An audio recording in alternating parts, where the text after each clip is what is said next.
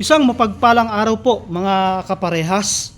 Biglaan po tayong napasyal dito po kay iginagalang na Barangay Kagawad na kung saan noon pa man ay sadyang gumagawa at sigurado gagawa pa to ng maraming kabutihan dito po sa Barangay Tarcan, City of Baliwag, Bulacan. Karangalan ko pong ipinakikilala po sa inyo ang tunay na gumagawa na si ginagalang Barangay Kagawad Edwin Garcia. Konsi, good morning po. Kumusta na po ba kayo? Okay lang po at masaya sa akin pong ibinigay pong tungkulin.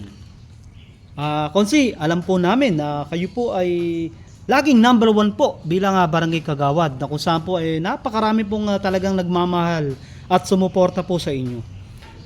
Para lang po sa hindi nakakaalam po na ating mga kabarangay, pwede po ba natin ikwento ang mga naging accomplishment po natin sa ating barangay?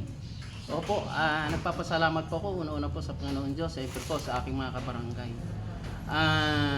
Hindi po ako binigyan ko po ng talaga na tiwala ang aking sarili sapagkat gusto ko po suklian ng magagandang hangarin ang ibinigay po ng aking kabarangay. Una-una po, kaya po ako ay lagi nagna-number 1. Lahat po na lumalapit po sa akin ay talaga po hindi po umuwi ng luhaan. At talaga pong gabi man siya o araw, umulang bumagyo, hindi po ako namimili. Talaga pong sila po ay aking tinutulungan. Sapagkat napakarami ko pong natulungan nung una ko po na pag-upo 2010, yung mga lumalapit po sa akin ng mga nanganak, talaga pong tinutulungan ko po yan.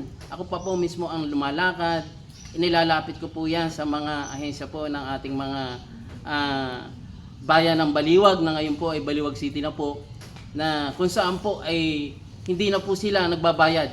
Ako lang po ang talagang umaayos ng mga hospital bill po nila, mga laboratory, at kung ano man po ay talaga po tinutugunan ko po ang kanila pong mga problema.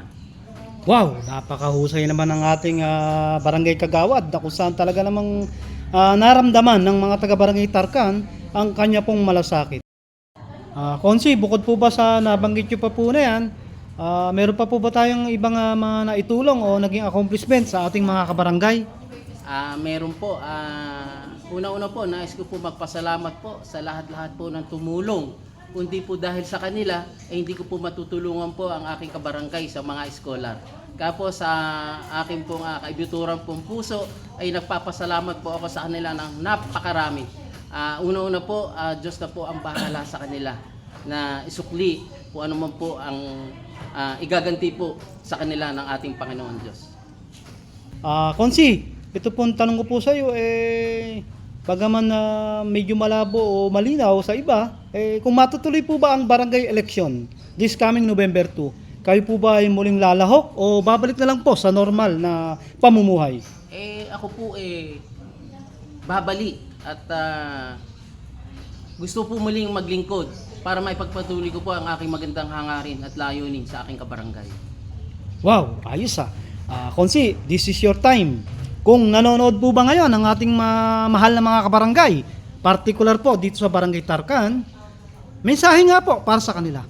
Para naman po sa aking mga kabarangay, sana po sa darating po na halalan ngayong pong November 2, sana po hiling ko lang po, tulungan niyo po muli ako sa aking misyon, sa aking pong bilang ibinigay niyo po na tiwala bilang isang kagawad, para po matulungan ko, maipagpatuloy ko nga po ang aking pong magandang hangarin at layunin po sa aking kabarangay. Sapagkat kahit ako po ay wala man po na hindi man lamang po tayo sa pera, pero po sa pagtulong po ay napakayaman po natin. Kahit 10 oras po ng gabi, puntahan niyo po ako, wala po akong pinipiling oras. At sinisigurado po kayo, bukas po ang aking pintuan. At sinisigurado ko rin po sa inyo na kayo po ay aking tutulungan at sasamahan. Wow, nakaka-touch naman ang pagmamahal ng alay ng ating susunod na muli na magiging Barangay Kagawad.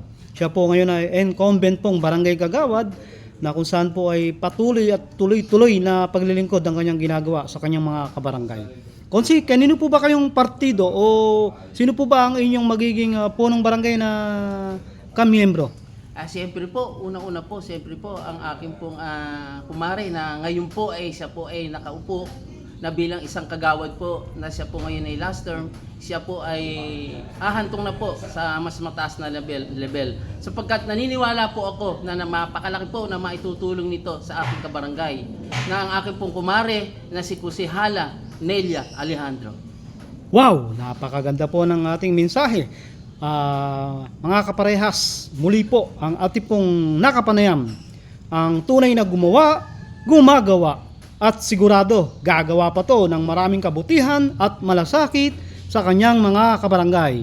Ito po ang inyong kaparehas, Chris Castro, reporting. Mabuhay ka, Konsi Edwin Garcia, hanggat gusto mo. Maraming salamat po.